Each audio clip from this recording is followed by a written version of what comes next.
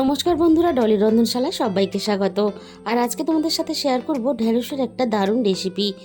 গরম গরম ভাতের সাথে হোক বা গরম গরম রুটির সাথে, দুটোর সাথেই খেতে দুর্দান্ত লাগে। কথা না বাড়িয়ে রেসিপিটা দেখে নেওয়া যাক। আর রেসিপিটা শেষ পর্যন্ত দেখার জন্য তোমাদের কাছে আমার অনুরোধ রইল। এই রান্নার জন্য আমি 300 গ্রাম পরিমাণ ঢেঁড়স খুব ভালোভাবে ধুয়ে পরিষ্কার করে নিয়েছি। এবার তাহলে রান্নার দিকে যাওয়া যাক। গ্যাসের মধ্যে আমি কড়াই বসিয়ে দিয়েছি, আর কড়াইয়ের মধ্যে প্রথমে আমি দিয়ে দিলাম 1 গ্লাস পরিমাণ জল।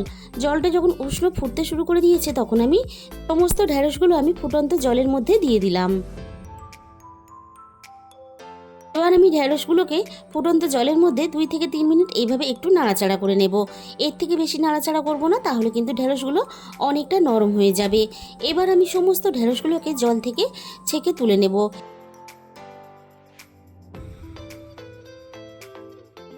সমস্ত ঢেঁড়সগুলো জল থেকে তুলে নেওয়ার পরে আমি ঢেঁড়সগুলোকে প্রথমে খুব ভালোভাবে ঠান্ডা করে নেব।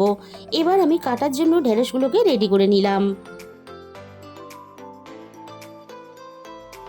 আর ঢেঁড়সগুলো যেহেতু খুব বেশি বড় না, বেশ কচি ঢেঁড়স, তাই আমি বড় ঢেঁড়সগুলোকে 2 টুকরো করে নিলাম। আর যেগুলো একেবারে ছোট কচি ঢেঁড়স, সেগুলোকে আমি গোটাই রাখবো। ঢেঁড়সের একঘেয়েমি রেসিপি খেতে খেতে বোর হয়ে গেলে অবশ্যই এই রেসিপিটা একবার হলেও তোমরা ট্রাই করে দেখো। সমস্ত ঢেঁড়সগুলো কেটে নেওয়ার পরে আমি একটা বড় বাটির মধ্যে ঢেঁড়সগুলোকে তুলে নিলাম। সমস্ত ঢেঁড়সগুলো আমার কাটা রেডি হয়ে গেছে। এবারে এই ঢেঁড়সের মধ্যে দিয়ে দেব প্রথমে আমি স্বাদ মতো লবণ।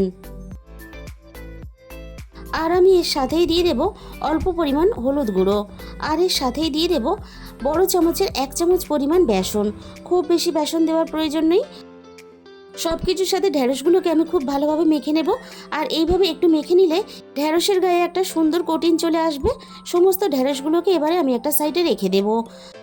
আবারও আমি গ্যাসের মধ্যে কড়াই বসিয়ে দিয়েছি। আর কড়াইটা একটু হালকা গরম করে নিয়ে ঢেঁড়সের পরিমাণ বুঝে আমি এখানে 1 চামচ পরিমাণ পাঁচফোড়ন দিয়ে দিলাম। পাঁচফোড়নটাকে হালকা আঁচে একটু নাড়াচাড়া করে ভেজে নেব। খেয়াল রাখতে হবে পাঁচফোড়নটা একেবারে পুড়ে না যায়, তাহলে পাঁচফোড়নের স্বাদটা নষ্ট হয়ে যাবে। এবার আমি পাঁচফোড়নটাকে একটা প্লেটের মধ্যে ঢেলে নিলাম। ভালোভাবে ঠান্ডা করে পরে আমি পাঁচফোড়নগুলোকে গুঁড়ো করে নেব। আবারও আমি গ্যাসের ফ্লেমটাকে একেবারে লোতে রেখে 1 মুঠো পরিমাণ এখানে কাসুরি মেথি দিয়ে দিলাম। হালকা আঁচে নেড়ে চেড়ে আমি কাসুরি মেথিটাকে একটু গরম করে নেব। 2 থেকে 3 সেকেন্ড আমি নাড়াচাড়া করে নিয়েছি। এবারে কাসুরি মেথিগুলোকে আমি নামিয়ে নেব। এবার ওই একই কড়াইয়ের মধ্যে আমি দিয়ে দিলাম এখানে প্রয়োজন মতো সর্ষের তেল। আমি এই রান্নাটা কিন্তু খুব অল্প তেলেই রান্না করে তোমাদের সাথে শেয়ার করব। আমি তেলটাকে প্রথমে খুব ভালোভাবে গরম করে নিলাম। এবার আমি সমস্ত মেখে রাখা ঢেঁড়সগুলো তেলের মধ্যে দিয়ে দিলাম। এবার আমি ঢেঁড়সগুলোকে নাড়াচাড়া করে খুব ভালোভাবে ভেজে নেব।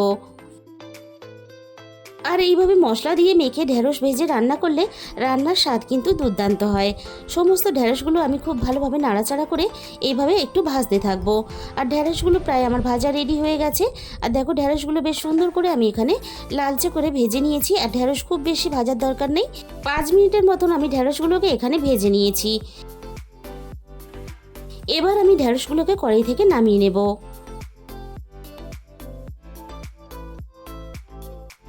আবারও আমি কড়াইয়ের মধ্যে 2 চামচ পরিমাণ সর্ষের তেল দিয়ে দিলাম। সর্ষের তেলটাকে খুব ভালোভাবে প্রথমে গরম করে নিয়ে ফোড়নে আমি দিয়ে দিলাম অল্প একটু কালো জিরে। আগে থেকে আমি 2টো মাঝারি সাইজের পেঁয়াজ কেটে রেখে দিয়েছিলাম। সমস্ত পেঁয়াজ কুচিগুলো আমি এবারে ফোড়নের সাথে দিয়ে দিলাম। এবারে আমি পেঁয়াজ কুচিগুলো ফোড়নের সাথে একটু নাড়াচাড়া করে ভেজে নেব। পেঁয়াজগুলো ভাজতে ভাজতে দেখো পেঁয়াজের গায়ে একটা সুন্দর কালার চলে এসেছে। আর পেঁয়াজগুলো বেশ নরমও হয়ে গেছে। পেঁয়াজগুলো ঠিক এরকম করে এখানে এই রান্নার জন্য ভেজে নিতে হবে। এবার আমি পেঁয়াজের সাথে দিয়ে দিলাম একটা ছোট সাইজের টমেটো কুচি। আর দিয়ে দেবো টমেটোর সাথেই এখানে স্বাদ মতো লবণ। আবারও আমি টমেটো পেঁয়াজ সব কিছু একসাথে মিনিট 2-এর মতো একটু নাড়াচাড়া করে ভেজে নেব। এতে টমেটোটা বেশ অনেকটাই নরম হয়ে যাবে। আর টমেটোর কাঁচা গন্ধটাও চলে যাবে। টমেটোটা বেশ নাড়াচাড়া করে আমি ভেজে নিয়েছি। আর টমেটোটা আগের থেকে অনেকটাই নরম হয়ে গেছে। এবারে আমি এখানে সামান্য পরিমাণ জল দিয়ে দেব, যাতে না মশলাগুলো দেওয়ার পরে পুড়ে যায়। এবার একে একে মশলাগুলো দিয়ে দেব। এখানে দিয়ে দিলাম আমি প্রথমে হাফ চামচের একটু বেশি হলুদ গুঁড়ো, আর দিয়ে দিলাম হাফ চামচের একটু বেশি ঝাল লঙ্কার গুঁড়ো, কারণ এই রান্নাটা একটু ঝাল ঝাল করে রান্না করলে খেতে ভালো লাগবে। তবে ঝালের পরিমাণটা তোমরা নিজেদের মতন করেই ব্যবহার করবে। আর দিয়ে দিলাম এখানে হাফ চামচ পরিমাণ ধনে গুঁড়ো, আর দিয়ে দিলাম এখানে হাফ চামচেরও কম জিরে গুঁড়ো। এবার আমি সমস্ত মশলা হাতে একটু সময় নিয়ে খুব ভালোভাবে কষিয়ে নেব। পেঁয়াজ টমেটো সব কিছুর সাথে আমি মশলা খুব ভালোভাবে কষিয়ে নিয়েছি। আর মশলাটা আরও একটু রান্না হওয়ার জন্য আমি এখানে মশলাটাকে 2 মিনিটের জন্য ঢাকা দিয়ে দেব। এতে মশলার পাকটা আরও ভালো হবে। 2 মিনিট পরে আমি কড়াইয়ের ঢাকা খুলে দেখে নেব। দেখো মশলা থেকে সুন্দরভাবে তেল ছাড়তে শুরু করে দিয়েছে। এবার আমি সমস্ত ভেজে রাখা ঢেঁড়সগুলো মশলার মধ্যে দিয়ে দিলাম। ঢেঁড়স মশলার সাথে একটু নাড়াচাড়া করে খুব ভালোভাবে মিশিয়ে দিয়ে ঢেঁড়সগুলো মশলার সাথে খুব ভালোভাবে আমি কষিয়ে নেব। আর তোমরা যদি কেউ চাও এরকম ঢেঁড়স ভাজা ভাজা করে খেতে, তাহলেও কিন্তু খেতে পারবে। মিনিট 5 মতন আমি ঢেঁড়সগুলো সব কিছুর সাথে নাড়াচাড়া করে আমি খুব ভালোভাবে কষিয়ে নিলাম। ঢেঁড়স সিদ্ধ হওয়ার জন্য আমি এখানে প্রয়োজন মতো জল দিয়ে দিলাম। আর ঢেঁড়স যেহেতু আগে থেকে ভাপানো আছে, আর ঢেঁড়স খুব বেশি সিদ্ধ হতেও সময় লাগে না, তাই এখানে খুব বেশি ঢেঁড়সের মধ্যে জল দেওয়ার প্রয়োজন নেই। আর এই রান্নাটা কিন্তু খুব বেশি ঝোলঝোলের খেতে ভালো লাগবে না, বেশ গামাখা হবে। এরকম করেই কিন্তু হিসাব করে জলটা তোমরা দিয়ে দেবে। এবারে আমি এখানে ভেজে রাখা কাসুরি মেথিগুলো হাত দিয়ে একটু গুঁড়ো করে দিলাম।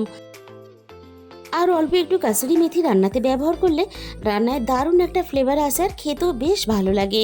গ্যাসের আঁচটা একেবারে লোতে দিয়ে আমি 7 থেকে 8 মিনিটের জন্য ঢাকা দিয়ে দিলাম। মিনিট 7 পরে আমি কড়াই থেকে ঢাকাটা সরিয়ে নিলাম। সব কিছু আবারও আমি একটু নাড়াচাড়া করে দেখে নিলাম। ঢেঁড়স এখানে দেখো খুব ভালোভাবে সিদ্ধ হয়ে গেছে, আর গ্রেভিটাও বেশ সুন্দরভাবে রেডি হয়ে গেছে। 5 ফোড়নটাকে আমি খুব ভালোভাবে গুঁড়ো করে নিয়েছিলাম। 5 ফোড়নের গুঁড়োটা আমি সবশেষে দিয়ে দিলাম। তাহলে বন্ধুরা, আজকের এই ঢেঁড়সের রেসিপিটা তোমাদের যদি দেখে ভালো লেগে থাকে, তাহলে প্লিজ একটা ভিডিওতে লাইক করে দিও, আর প্রচুর প্রচুর নিজেদের বন্ধুদের মধ্যে শেয়ার করে দিও। আর যে সমস্ত নতুন বন্ধুরা এখনও পর্যন্ত আমার চ্যানেলটাকে সাবস্ক্রাইব করনি, অবশ্যই চ্যানেলটাকে সাবস্ক্রাইব করে পাশে থাকা বেল আইকনটা অল করে দিও। তাহলে যখনই আমি কোনো নতুন রেসিপি আপলোড করব, সবার আগে তোমার কাছে পৌঁছে যাবে। আর তোমাদের মূল্যবান সময় দিয়ে রেসিপিটা শেষ পর্যন্ত দেখার জন্য তোমাদের সবাইকে অসংখ্য ধন্যবাদ।